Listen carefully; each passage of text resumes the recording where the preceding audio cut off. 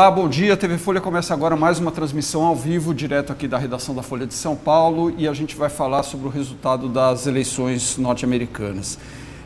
Numa virada aí que ninguém esperava, pelo menos os institutos de pesquisa, que davam vitória para Hillary Clinton. O empresário Donald Trump, que tem 70 anos, foi eleito ontem, nesta madrugada, o 45º presidente dos Estados Unidos. Ele toma posse no dia 20 de janeiro e, segundo todas as projeções de resultados, ele teve ali uma vitória completa. Ele ganhou no colégio eleitoral, está na frente no voto popular, que isso pode ainda mudar ou não. Vai ter maioria na Câmara nos Estados Unidos e no Senado. O Partido Republicano deve assegurar 51 vagas no Senado, 47 democratas e 236 assentos na Câmara, 191 os democratas. Ele fez um discurso de vitória, mais conciliador, elogiou a adversária Hillary Clinton, que telefonou para o Donald Trump, e agora a gente está acompanhando nos Estados Unidos os desdobramentos disso. Eu estou aqui nessa manhã para falar sobre esse resultado com o Conrado Caligares, que é colunista da Folha. A gente vai entrar via Skype com o João Pereira Coutinho, direto de Lisboa, e tenho aqui a Débora Vieitas, que é CEO, presidente da Câmara de Comércio Brasil-Estados Unidos aqui em São Paulo. Bom dia a todos. Bom dia, antes de mais nada, eu vou mostrar aqui algumas capas dos jornais, num site aqui que tem essas capas, os jornais norte-americanos que deram aí a notícia, né? O Wall Street Journal saindo com Trump presidente, onda populista, etc., e mostrando que a Hillary perdeu aí nos estados que eram considerados chave aí, né, os estados pêndulo. Nós temos aqui também o New York Times, que é o jornal mais importante e considerado dos Estados Unidos, o triunfo do Trump, enfim, magnata aí, outsider, leva a presidência. E a Hillary perdendo nos estados onde a disputa era mais acirrada. Um último jornal o Washington Post também sai com a mesma manchete do New York Times, o triunfo do Trump, já com a foto dele na hora do discurso. E, curiosamente, o Financial Times também saiu com uma manchete que ainda não pegou aqui o resultado, mas ontem eles já davam um assunto que foi destaque hoje também, que os mercados financeiros reagiram muito mal, né? A vitória pelo menos inicialmente, o peso mexicano caiu quase 8%, a maior queda em 20 anos, e as bolsas aí na Ásia estão caindo também. Bom, queria começar aqui a nossa conversa com a primeira questão. É o seguinte: a plataforma do Trump, uma coisa muito populista, né? Como a gente já colocou aqui, principalmente o slogan, devolver a América aos americanos, né? A coisa dos esquecidos pelo sistema, o discurso anti-globalização, sendo que ele é um empresário que, defendendo os mais pobres, brancos americanos, é um empresário bilionário, quebrou 4 vezes, mora num triplex na Quinta Avenida, né? O que a gente pode esperar aí? Primeiro, você, Débora, as mulheres, antes dessa administração Donald Trump, por favor. Bom, em primeiro lugar, eu entendo que foi uma eleição muito acirrada e, portanto, os candidatos tentaram assumir posições bem radicais, tentando se distinguir para o eleitorado. O fato é que, hoje em dia, 30% da produção industrial do mundo está na Ásia. Uhum. Portanto, a perspectiva de que esses empregos industriais voltem para os Estados Unidos me parece mínima. Então, eu acho que ele está fazendo uma promessa cuja execução é muito mais complexa do que só consumir Made in America e se tornar ainda mais protecionista. Uhum. Né? Então, eu acho que o presidente Obama, ao promover mega acordos comerciais como a parceria Transpacífico, estava, isso sim, garantindo para os Estados Unidos um mercado privilegiado com 12 países que representam 40% do PIB do mundo, criando padrões de comércio que implicavam em regras que não são apenas tarifárias, haviam regras ambientais, regras trabalhistas, regras de governança corporativa. Então era uma coisa muito mais complexa do que discutir tarifas, né? Então eu acho que o Trump quer devolver a América para os americanos, mas esse processo é complexo. Agora, vocês acham que uma coisa é você ter um discurso, né? Você assume uma espécie de personagem durante uma campanha eleitoral, né? A gente viu logo depois no discurso dele de vitória, já foi muito conciliador, disse que a Hillary foi uma adversária à altura ali, etc. Vai haver uma mudança, obviamente, no tom, né? Escuta, posso? Sim. Escuta, eu acho que o Trump, é muito difícil saber o que vai ser um governo Trump, porque Trump fez uma campanha de padaria. É a verdadeira campanha de boteco, ou seja, é o cara que não pode perder a piada, porque qualquer piada é boa para fazer um amigo. Então, essa foi a estratégia de campanha. Isso vale para devolver a América aos americanos, construir um muro na fronteira com o México, sei lá, impor impostos de importação de 30% a não sei o quê, parar com, sei lá, a contribuição à OTAN, enfim, qualquer coisa. Ele disse sensivelmente o que os amigos da padaria queriam ouvir e não teve nenhum problema em se contradizer direto, de um dia para o outro. Sou contra aborto, tem que punir as mulheres que abortam. Não, eu não sou contra aborto, não tem que punir as mulheres. Bom, não tem problema. O problema era, durante toda a campanha, o que você quer ouvir de mim. É isso, vai. Pronto. Bom, isso não diz sobre como funciona o populismo, como certamente Coutinho escreveu, aliás, recentemente, essa semana, mas diz também como é que se ganha uma eleição, não só nos Estados Unidos, mas de alguma forma, hoje, como essa mecânica discursiva funciona eleitoralmente. Agora, eu tenho uma certa confiança no futuro, porque, primeiro, o fato que ele seja ou tenha feito uma campanha de padaria não significa que ele faça um governo de padaria, ou seja, um governo que vai fazer o que todo mundo espera que... Todo mundo, eu quero dizer, a variedade de pessoas esperam que ele faça.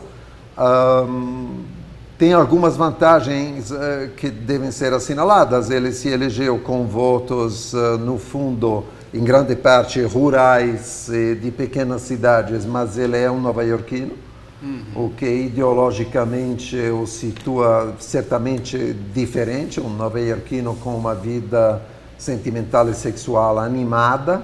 Bem animada. Então, isso é uma coisa boa. Quer dizer, estava dizendo antes, eu estaria completamente deprimido se Ted Cruz tivesse ganho essa eleição. Alguém que tem uma conversa de padaria na saída da igreja e que acredita naquilo me dá medo, mas Trump muito menos.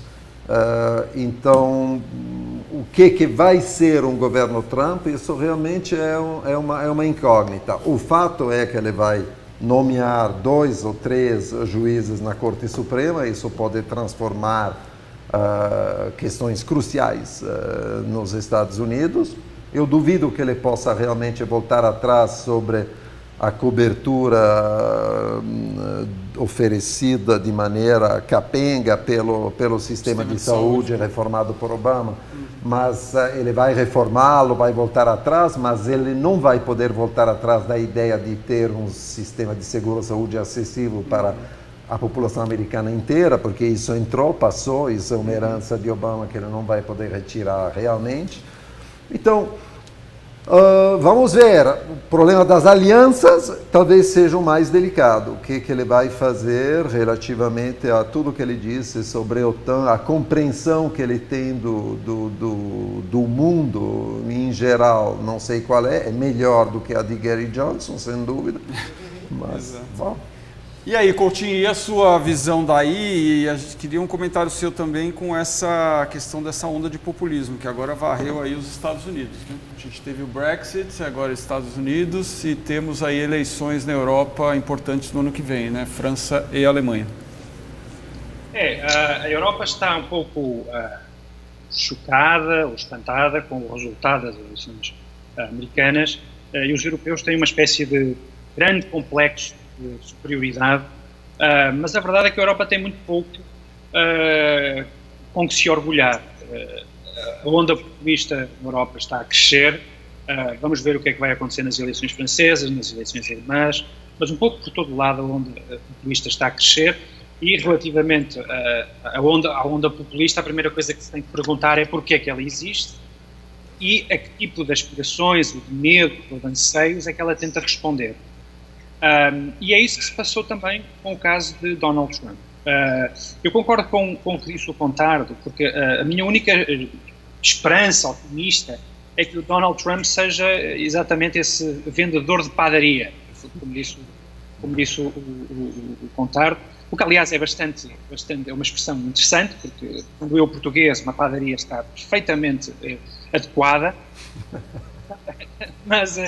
ou seja, Donald Trump precisou de conquistar votos para chegar à Casa Branca e precisou de se comportar de uma determinada forma, prometendo loucuras de todo o género e feitio, prometendo uma América fechada sobre si própria, prometendo criar divisões étnicas e até mesmo raciais, como já não se viam há várias décadas, hostilizando imigrantes, prometendo que vai expulsar 11 milhões de imigrantes, como se isso fosse possível, ou até como se isso fosse desejável para a economia americana. Claro. E, portanto, neste momento, a única coisa que eu espero é que Donald Trump possa transformar-se num vendedor de padaria presidencial. Ou seja, é a altura de tirar o terno de candidato à Casa Branca e vestir o novo terno de presidente dos Estados Unidos da América. Portanto, isto é o melhor cenário possível. E mesmo tendo o controle do Congresso, tendo o controle do Supremo, ele vai apontar, ele vai indicar o juiz.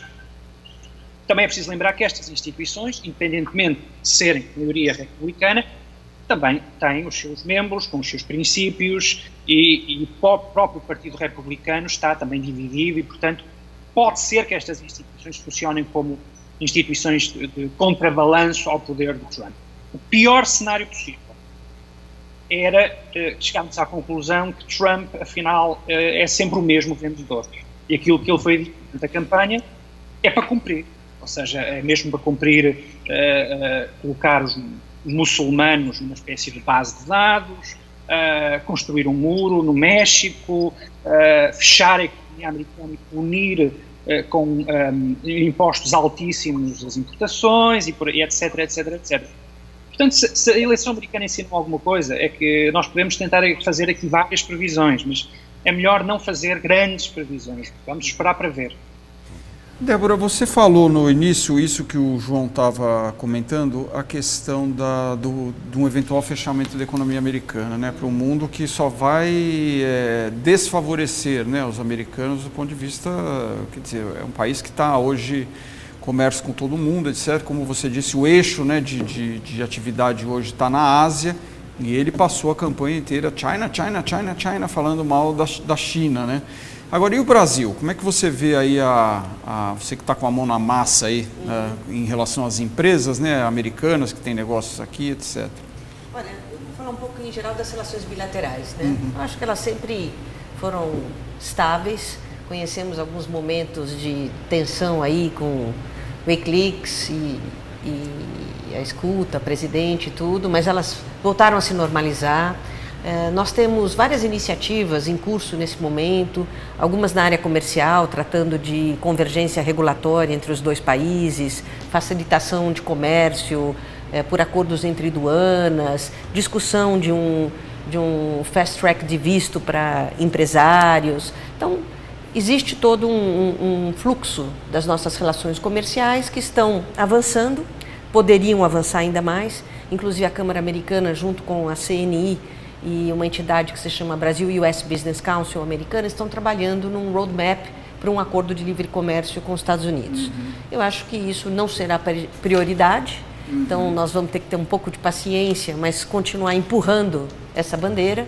E do ponto de vista de investimento, ao contrário do que se pode imaginar, na nossa crise recente, eu vi muitas empresas americanas já instaladas no Brasil, aproveitando essa oportunidade para expandir as suas operações. Lógico, os ativos tiveram com um preço muito interessante e aqueles que já estão aqui, entendem a dinâmica do país, se sentiram confortáveis para aproveitar essas oportunidades. Preço barato, dólar melhor. Sem dúvida. Foram as compras. Foram as compras. No que tange, eu diria, a vinda de novos investidores, há um grande interesse, por exemplo, no nosso setor de infraestrutura. Né? Nós temos uma demanda latente e a falta dos equipamentos. E não temos condições de investir sozinhos. Então, foi feito este ano até um memorando de cooperação entre o Brasil e os Estados Unidos para o segmento de infraestrutura, para discutir as melhores práticas, para discutir possibilidades de financiamento.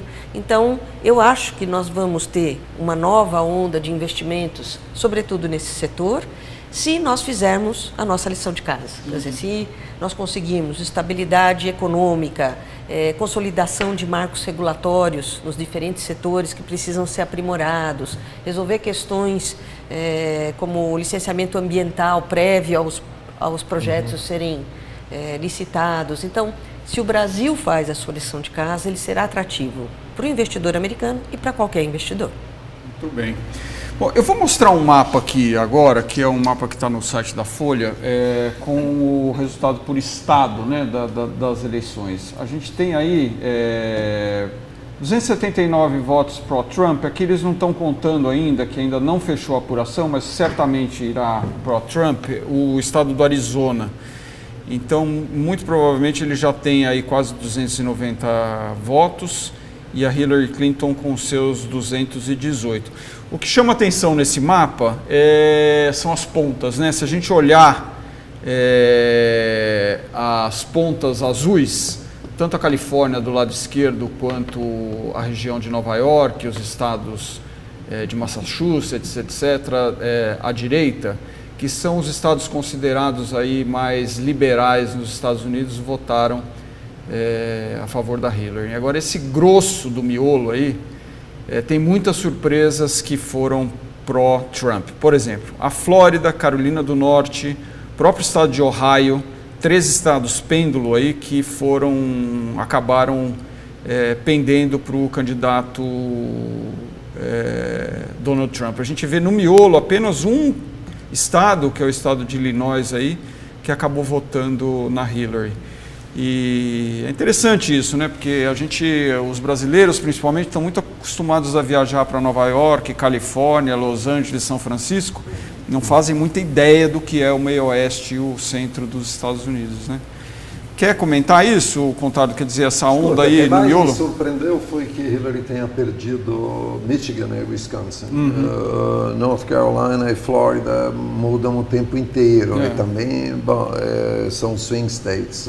Então, Wisconsin e Michigan normalmente votam democratas e eram lugares onde Bernie Sanders ganhou da Hillary nas primárias e onde realmente aparece que a classe média branca em decadência, pelo menos quanto aos empregos oferecidos, é uma zona fortemente industrial, Michigan e Wisconsin, Detroit e companhia.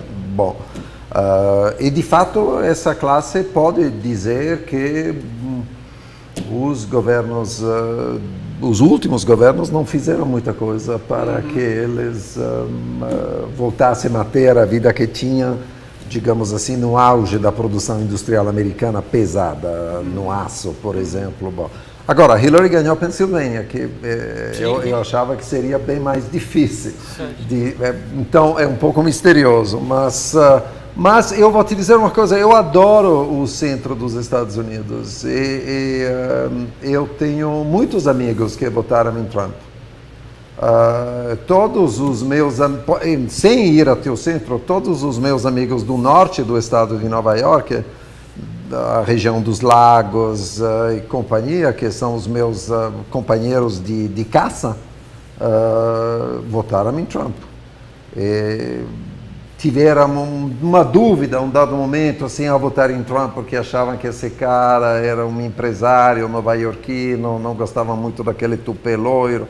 Então pensaram em votar em Gary Johnson. Gary Johnson fez uma campanha que é o candidato do Partido Libertário, pelo qual partido eu também teria simpatia, mas ele se revelou um candidato tão, não só despreparado, mas confuso, tomando posições, sabe, que realmente não deu para votar nele, nem querendo. Eu votei na Hillary, tudo bem. Votei na Hillary porque queria uma certa continuidade do governo Obama. Mas votei na Hillary sem entusiasmo, só tomando a minha própria posição nessa história dava para mim era meio que sensível que Trump ia ganhar. João, voltando aí um pouco à Europa, o que a gente tem visto aí, né, que queria que você comentasse aí com esse pano de fundo aí dessa onda populista e de candidatos como o Trump, né, que prometem resgatar um futuro brilhante, um passado brilhante no futuro, digamos assim.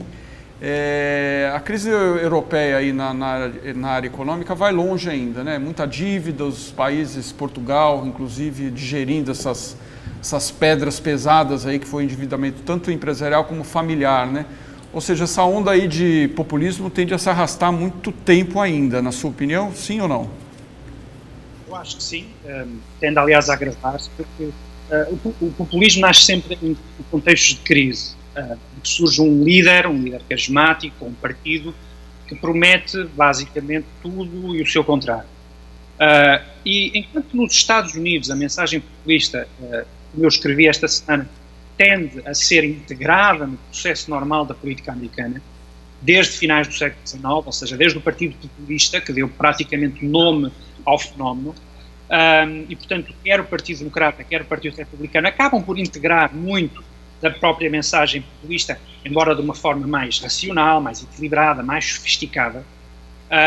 Isso viu-se ao longo, por exemplo, de todo o século XX, quando surgiram populistas à esquerda, populistas à direita, muito das suas mensagens, quer de assistencialismo aos mais pobres, quer de desburocratização, etc. Essas mensagens foram integradas pelos partidos tradicionais. Na Europa as coisas não funcionam exatamente da mesma forma, ou seja, as instituições políticas não são tão fortes como nos Estados Unidos da América.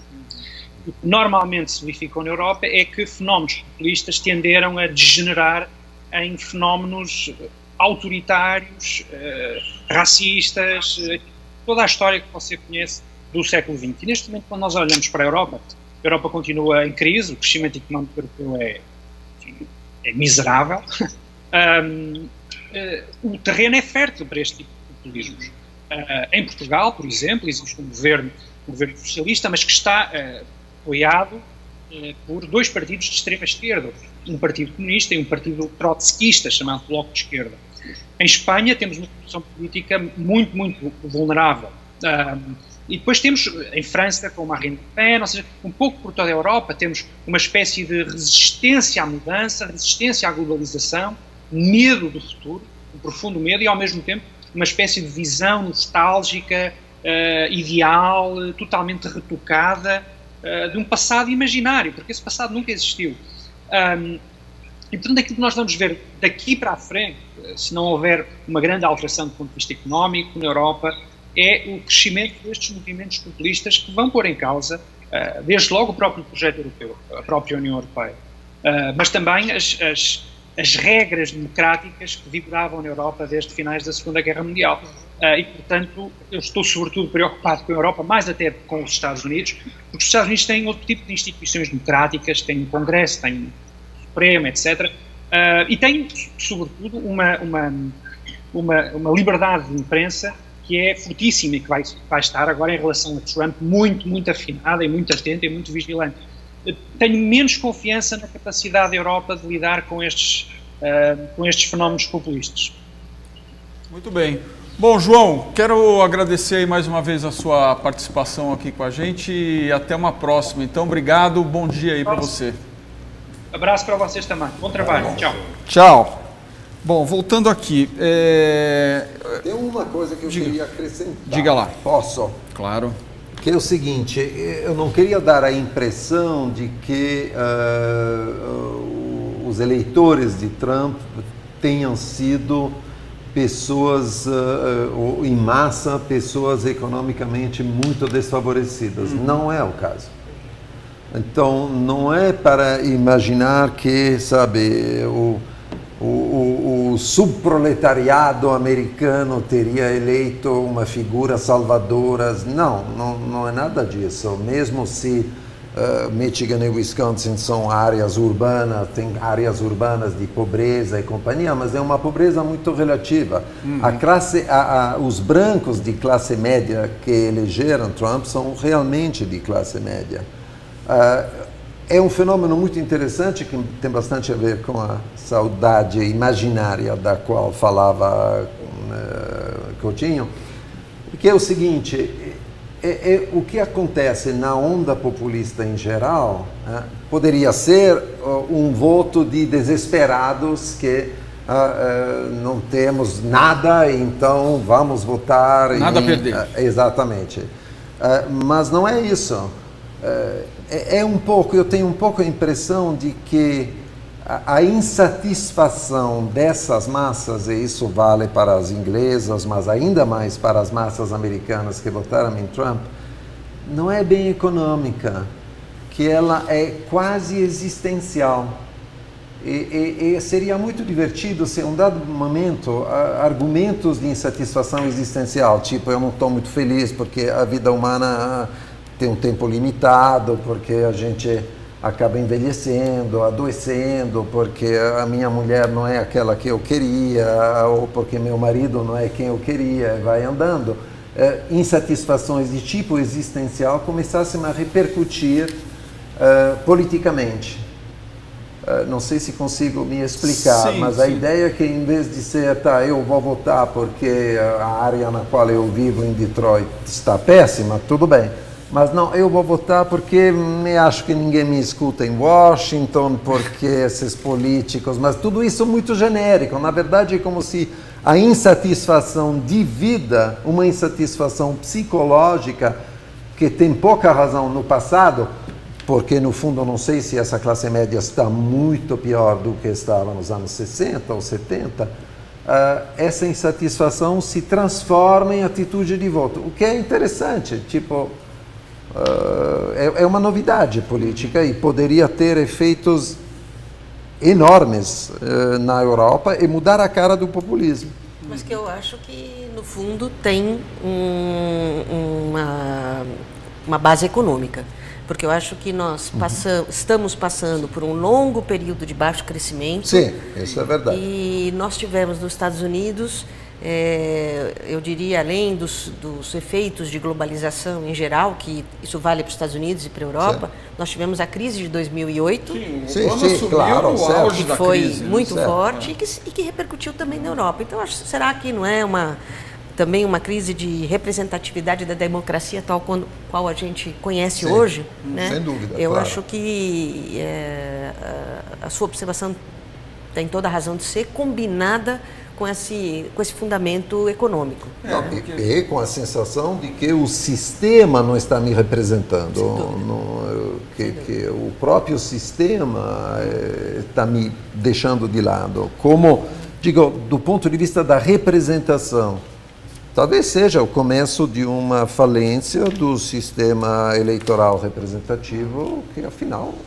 Só para a gente relativizar as coisas, se a gente for olhar aqui o turnout, né, das pessoas que saíram para votar também nos Estados Unidos nessa eleição, ele ficou em quase metade apenas do eleitorado. Já mais, foi maior, né? Na eleição do Obama, por exemplo, passou de 60%, quer dizer, então o povo também não estava muito interessado aí em sair de casa para se mexer para votar, né? Bom, a gente está com o Marcos Troijo, a gente vai ouvir a sua opinião aqui. Como é que você viu aí, Marcos? O Marcos é colunista da Folha também, assim como o Contardo e o João Pereira, que estava aqui com a gente. Como é que você viu o resultado aí? Te surpreendeu? O que você espera aí? Se o Trump vai tirar a fantasia de candidato e vai ser mais conciliador aí, conforme já demonstrou no discurso de vitória aí? Bom dia, Fernando. Bom dia, Débora. Bom dia, Contardo. Um prazer me juntar a vocês. Você sabe que eu estou aqui em Dubai, né? Há uma grande conferência nesse momento sobre as relações entre o Oriente Médio e Extremo e a América Latina, e em seguida uma conferência do Fórum Econômico Mundial. Mas não tem outro assunto. O assunto aqui é a eleição dos Estados Unidos, o assunto é a vitória do Donald Trump. E me parece que talvez a principal dúvida, não é, que se coloca nesse momento é em que medida o Trump vai conseguir deixar para trás esse acervo de propostas treslocadas que ele conseguiu arregimentar durante a campanha presidencial. Vamos a alguns exemplos concretos, né? Vamos supor que ele venha a impor uma tarifa unilateral de 40% nas exportações chinesas para os Estados Unidos. Ora, 1 de cada 4 produtos que saem da China hoje vem de operações de empresas transnacionais americanas que se realizam em território chinês. Então isso vai representar um gravíssimo ataque sobre o balanço patrimonial das empresas dos Estados Unidos. Ele advoga que vai construir um muro na fronteira sul ao México. Como o próprio Obama já mencionou, em que medida um muro hoje serve para conter alguma coisa? Quer dizer, ele vai ter que deixar de lado uma parte importante, me parece, né, dessa retórica populista que ele utilizou para ganhar as eleições. E isso, a meu ver, vai criar uma grande decepção junto ao eleitorado dele, né?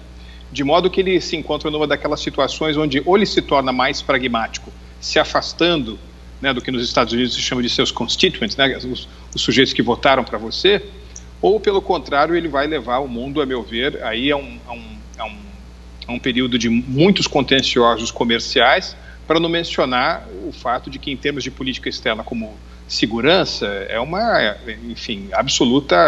absoluto mergulho no escuro, o que pode acontecer, por exemplo, em relação à Coreia do Norte, em relação a Irã, em relação à própria configuração da OTAN, ou seja, posturas tradicionais de presença global nos Estados Unidos foram dramaticamente questionadas durante a campanha eleitoral. E como é que ele vai fazer isso? Ele vai arrumar algum lugar para deixá-las até o dia 20 de janeiro? Essa, na minha opinião, é a grande incógnita aí que paira sobre esse período que nos separa da posse do início do ano que vem. Agora, Marcos, eu queria te ouvir também, e a Débora também, sobre o seguinte aspecto, né? Como você bem disse, ele vai ter que pesar direito aí o que falou durante a campanha, principalmente para não afetar ainda mais a economia norte-americana. Mas tem um ponto aí que os Estados Unidos, depois da crise de 2008, patinou, mas agora parece que está saindo aí com um torque um pouco melhor dessa crise. Então ele pode também ser beneficiado por uma questão conjuntural de retomada mais consistente dessa economia americana, né? O desemprego está baixo já, tem a questão da desigualdade, que a gente ainda não sabe se é uma coisa muito estrutural ou se isso pode voltar a melhorar, mas o fato é que o clima está um pouco melhor para o Trump, né? Até o IIF, que é essa Febraban mundial, aí soltou um estudo essa semana mostrando que não só os Estados Unidos, como as economias europeias e japonesa estão com tendência de aumento em produção industrial. Quer dizer, ele pode ser beneficiado por uma maré subindo também e as pessoas identificarem isso como um grande presidente, né? Fernando, mas há também a questão de que, como você sabe, né, prosperidade, riqueza é o resultado de uma equação que, claro, os fundamentos são importantes, a economia real é importante, mas a perspectiva também é importante. Os Estados Unidos são uma sociedade que poupa relativamente pouco em relação ao seu PIB. Ela depende muito de investimentos financeiros e muito de investimentos estrangeiros diretos. Se você hoje, por exemplo, uma corporação japonesa ou uma corporação europeia, você montaria operações nos Estados Unidos ou espera esses primeiros, digamos assim, 2 anos da presidência Trump para saber o que vai acontecer? Eu acho, por exemplo, que o Obama desenhou a parceria Transpacífico, que a Débora mencionava agora há pouco, como uma medida também de se contrapor a essa hipercompetitividade da economia chinesa. Como é que isso vai ficar agora? Ele vai jogar isso tudo na lata de lixo? Qual será a estratégia de economia política dos Estados Unidos para essa mudança do meridiano de Greenwich da economia global, que é a Ásia, né? Ou seja, me parece que apenas o bom momento da economia americana não serve para garantir tempos aí de sol brilhante para os primeiros meses da presidência Trump. Eu complementaria o Marcos dizendo que a estrutura de distribuição de renda nos Estados Unidos é que se concentrou muito nos últimos anos, né? Então é difícil de acreditar que no espaço de tempo do governo dele possa ser feita uma transformação no sentido de beneficiar... Isso já é uma coisa estrutural daqui para frente. Exatamente. Né? Então eu vejo alguma dificuldade no mandato dele, ainda que esforços caminhem nessa direção, que isso possa ser feito. E outra coisa é que o aspecto econômico interno aos Estados Unidos, conjugado com uma política externa que possa criar desarranjos mundiais, pode comprometer a própria economia americana. Então, também fica difícil hoje de antecipar se os movimentos que ele fará geopolíticos não podem trazer danos à economia americana. Marcos, e você aí de Dubai, o que o pessoal está comentando? O que você ouviu aí nesse logo a quente aí depois do resultado, né? Olha, uma das piadas que se conta aqui, Fernando, diz respeito ao primeiro presidente americano eleito pelo Partido Republicano, que, como você sabe, foi o Abraham Lincoln, né? E o Abraham Lincoln, como aí os internautas do UOL e da Folha sabem, foi assassinado no teatro. Então, a piada é o seguinte, que o Abraham Lincoln ressuscita, chega nos Estados Unidos na noite de ontem e vê num hotel o Trump comemorando a vitória como presidente. Aí o Abraham Lincoln fica tão decepcionado que sai do hotel, pega um táxi, o motorista de táxi pergunta para ele, para onde vamos? E ele responde, para o teatro. Então, existe aqui uma enorme apreensão sobre o que Trump vai fazer. O ex-presidente do México, Vicente Fox, está aqui conosco, e ele disse agora há pouco, aliás, a Folha repercutiu muito essa fala dele há cerca de 2 horas, dizendo, me perdoem a expressão, que os mexicanos não vão pagar por essa porra desse muro. Exato. O ministro da Fazenda, né, da Economia aqui dos Emirados Árabes Unidos, que é um dos países mais abertos da região, disse que o futuro da economia mundial está em construir pontes e não em construir muros, de modo que há muita apreensão por aqui. Eu entendo, Fernando, que nós precisamos ficar com a antena muito ligada sobre como é que vai ser a formação do ministério do Trump, né? Enfim, olhando com olhos minimamente normais, eu suporia que para cargos como secretário de Estado, secretário de Defesa, secretário do Tesouro, ele tivesse que escolher nomes que estão acima do bem e do mal, né? Ou seja, alguém que, por exemplo, conseguisse conversar com Wall Street, e ao fazer isso, ele automaticamente vai decepcionar os seus eleitores. O mesmo em relação à chefia da diplomacia americana. Se ele puxar o freio de mão e engatar a marcha isso vai repercutir muito mal, por exemplo, em áreas onde a China e a Rússia têm ambições geopolíticas. Então, esse é o momento em que ele vai ter que buscar um pouco mais de equilíbrio, como aliás foi o tom do discurso feito algumas horas atrás, e ao fazer isso, ele automaticamente desagrada aqueles que votaram por mudança. Tá certo. Muito bem, Marcos. Quero agradecer mais uma vez aí a sua participação. Obrigado, bom trabalho por aí. Tchau, Fernando. Tchau, Débora. Tchau, Contado. Tchau, até logo. Bom, voltando aqui, a gente vai entrar daqui a pouco ainda com o Marcelo Ninho, que é o correspondente da Folha lá em Washington. Ele estava em Nova York ontem à noite e vamos ver onde é que ele está e a gente fala com ele já já. Agora, em relação a questões Brasil e Estados Unidos, né, o que tem de importante aí na pauta que teria seria a questão da isenção de vistos, né, que o Brasil vive pleiteando isso, mas os Estados Unidos não acenam com isso. Até o Brasil queria agora estar pensando em fazer uma coisa unilateral, né, sem a reciprocidade por um tempo com alguns países, Estados Unidos, China, Canadá, etc. O Brasil também sempre pleiteia um apoio dos Estados Unidos para o Conselho de Segurança, né, para ter assento permanente no Conselho. Você já falou aqui, o Brasil está muito interessado no dinheiro americano para as concessões de parcerias públicas-privadas, né? E os Estados Unidos também vivem pleiteando que o Brasil aceite mais refugiados, inclusive quer mandar os haitianos que estão querendo entrar lá via México de volta para o Brasil, né? Como é que você vê, Débora, algumas dessas, a chance aí para alguma coisa agora com o Trump um pouco pior, né? Essa parte de vistos, né, de um sistema especial de visto, inclusive eu diria para os viajantes mais frequentes, empresários e tudo, estava caminhando. Na verdade, tinha algumas limitações do nosso lado, que nós precisamos ter sistemas que conversem, nós precisamos aceitar o escopo da troca de dados, se entendermos que isto é adequado para o Brasil.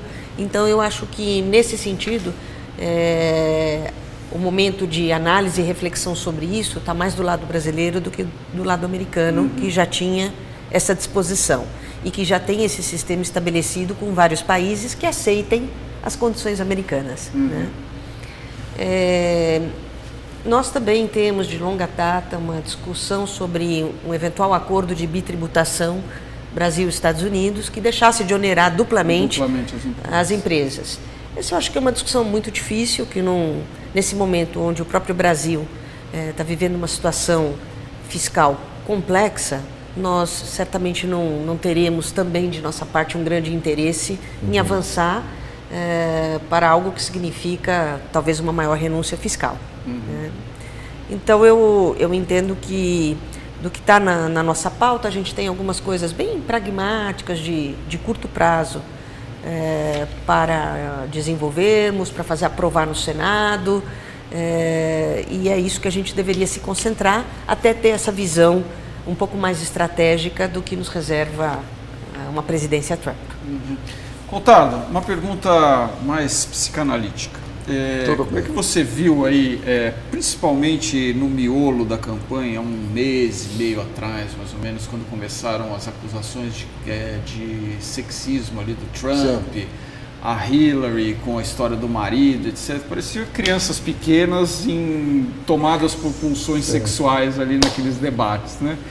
Você viu isso vindo a público dessa maneira, quer dizer, até que é uma coisa bastante saudável, né? Que as pessoas discutam isso, etc.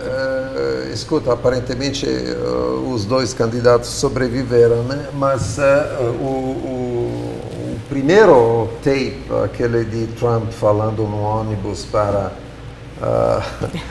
aquilo eu achei engraçadíssimo, porque ele mesmo disse, aliás, que aquilo era fala não de padaria, mas de vestiário, né?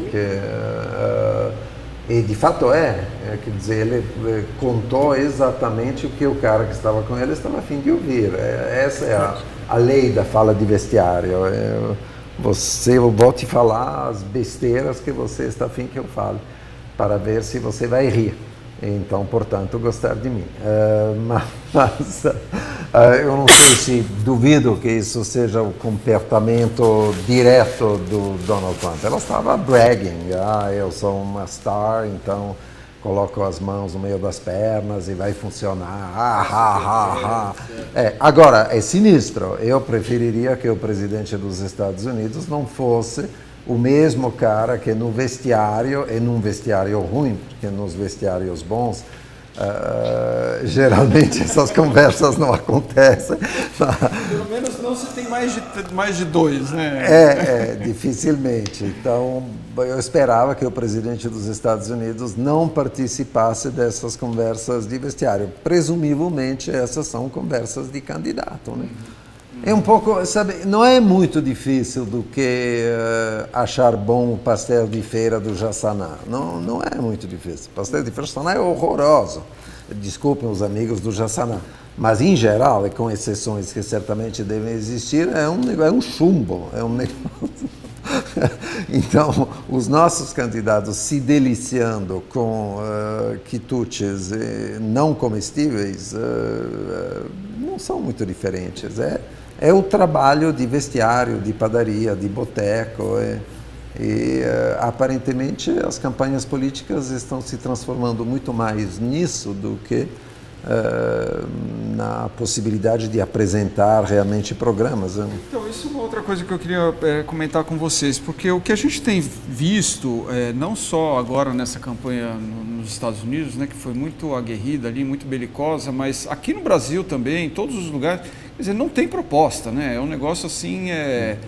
Se a gente for levar em conta, o Trump até que apresentou as propostas dele, né? Quer botar um muro, quer taxar os produtos chineses, quer dizer, são propostas reais, né?